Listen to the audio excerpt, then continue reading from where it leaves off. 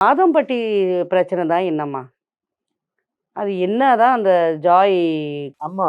இதுவும் அவங்களுக்குள்ள பர்சனலான விஷயம் தான். அண்ட் அவங்களோட அந்த ஜாய் கிறிஸ்டல்லா வரும்போது, அவங்க வந்து வெளியில இந்த விஷயம்லாம் பேசிட்டு இருந்திருக்காங்க.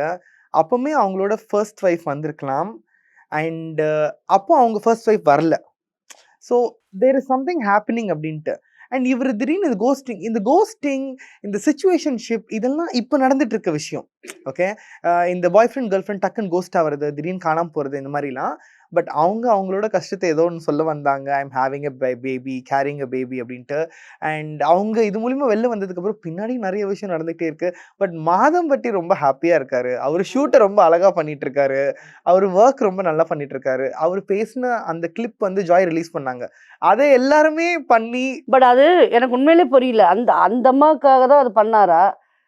இது இது ஏன்னா அவர் அங்க பேர் இல்ல. அந்த பேரே சொல்லல. அப்புறம் அவர் கரெக்ட். யாருக்காக பண்ணாரு? இது எனக்கு ஒண்ணுமே புரியல. ஆமா. சோ இந்த மாரி விஷயம். நான் அண்ட் எப்பவுமே உங்களுக்கு தெரியும்ல. நீங்க குக் வித் கோமாளி செட்ல இருந்திருக்கீங்க. நீங்க பார்க்கும்போது he been a very nice gentleman and like ஐயய்யோ! அவர் எல்லாரையும் மதிப்பு மரியாதைமா பேசுவாரு. ஆம்பளைக்கும், பொம்பளைக்கும் சரி. ஆம்பளையா இருக்கட்டும், பொம்பளையா இருக்கட்டும். சபலம் தட்டும். அந்த அவரு என்ன அசிங்கமாவா இருக்கிறாரு? அவ்ளோ அழகா இருக்காரு. சபலம் தட்டும். அத நான் தப்பு சொல்லல.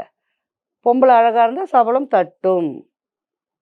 அது நீங்க எங்க வரைக்கும் எப்படி கேரி ஃபார்வர்ட் பண்றீங்க? இல்ல எப்படி நீங்க அமுக்கி வச்சுக்கிறீங்கன்றது உங்க கையில இருக்கு. எடுத்த உடனே நான் நான் நான் தான் கேட்டேன். அந்த அம்மாவ என் என் எதிர்ல வந்து உட்காருமா. ஏம்மா 6 மாசம் முன்னாடி அடிச்சாராம் உனக்கு காது கேட்கலையாம்.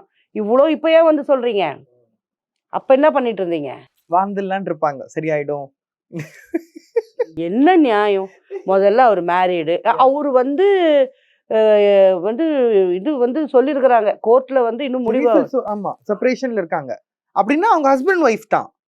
வைஃப் தானே? அந்த அளவுக்கு நீ முட்டாளா? அப்போ அது இல்லீகல் ரிலேஷன்ஷிப் அகைன்.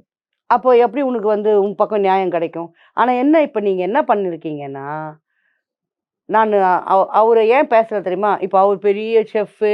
அவரு என்ன கூப்பிட்டு எனக்கு இன்னொரு வாட்டி குக் வித் கோமாளில நம்பர் 1 பிரைஸ் குடுக்க போறார்லாம் இல்ல.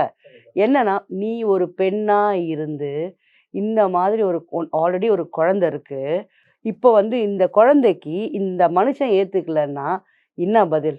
நீங்க என்ன பண்ணுவீங்க? டிஎன்ஏ டெஸ்ட் எடுப்பீங்க. அது அவரது தான்னுவீங்க. எல்லாம் ஓகே. எதுக்குமா இவ்வளோ ப்ராசஸு? ஈஸியா அந்த ஆளுக்கு டிசைனிங் பண்ணியா? பணத்த வாங்குனியா? உன் புள்ளைய வளர்த்துக்கிட்டு இருந்தியான்னு போவாம